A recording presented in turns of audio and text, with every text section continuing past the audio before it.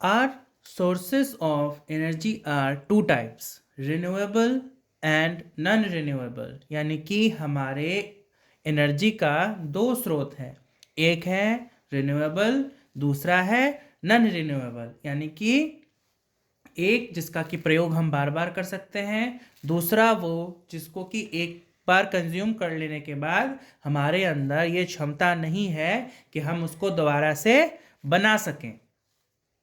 Renewable sources are things that nature keeps making, so they do not get over. यानी कि यह ऐसी प्राकृतिक चीज़ें होती हैं जिनको कि प्रकृति बार बार, नेचर जो है बार बार बनाते रहती है और ये कभी भी ख़त्म नहीं होने वाले.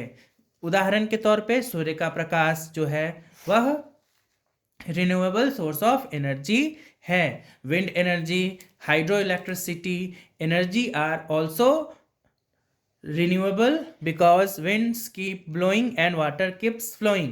यानी कि सूर्य के प्रकाश की तरह ही पानी का प्रवाह जिससे कि हाइड्रो इलेक्ट्रिसिटी बनाया जाता है वो कभी भी ख़त्म नहीं होने वाला, क्योंकि इस धरती पर पानी हमेशा बहता रहेगा. एंड विंड एनर्जी जिसमें कि हम बड़े बड़े विंड टर्बाइंस लगाते हैं जिससे कि बिजली पैदा की जाती है और हवा भी बहना इस पृथ्वी पर कभी बंद नहीं होगा.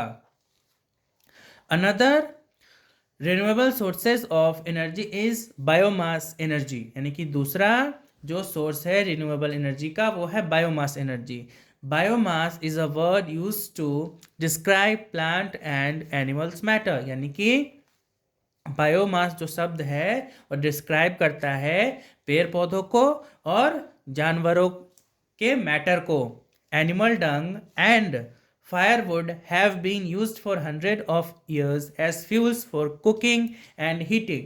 यानी कि जो गाय का गोबर होता है उसका प्रयोग, लकड़ियों का प्रयोग हम करीब कई सौ सालों से यूज़ करते आ रहे हैं अपने घरों में खाना बनाने के लिए या फिर चीज़ों को गर्म करने के लिए.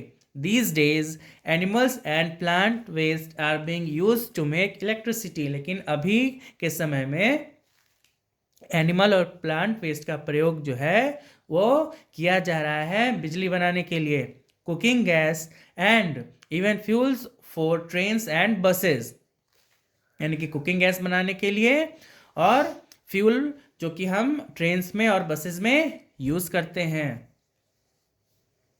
Fuel such as coal, petrol, diesel, kerosene and cooking gas are called non renewable sources of energy. यानी कि वैसे ईंधन जैसे कि कोयला हो गया, पेट्रोल हो गया, डीजल हो गया, केरोसिन हो गया और नेचुरल गैस हो गया, ये non renewable sources of energy हैं. दिस इज बिकॉज, यानी कि ऐसा इसलिए है, nature takes millions of years to make them. यानी कि प्रकृति को लाखों साल लगते हैं इन चीज़ों को बनाने में. So if we use them up fast it will not be able to renew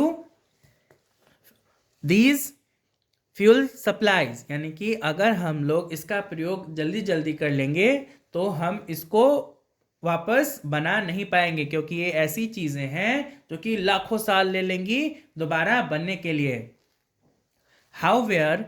however they made, यानी कि कैसे बनती हैं, they were made out of the remains of plants and animals that died and were buried millions of years ago. यानी कि जो petroleum है, कोल है, यह उन जानवरों के शरीरों से बनता है जो कि जिनको कि ज़मीन के अंदर गाड़ दिया गया और वो लाखों साल ज़मीन के अंदर पड़े रहें और उनका जो बॉडी है वो कन्वर्ट हो जाता है पेट्रोल में या फिर ऑयल में, या फिर वैसे प्लांट जो कि किसी कारण मिट्टी के अंदर दब गए और वहाँ पर लाखों सालों तक पड़े रहें तो वो कोयले का रूप ले लेते हैं.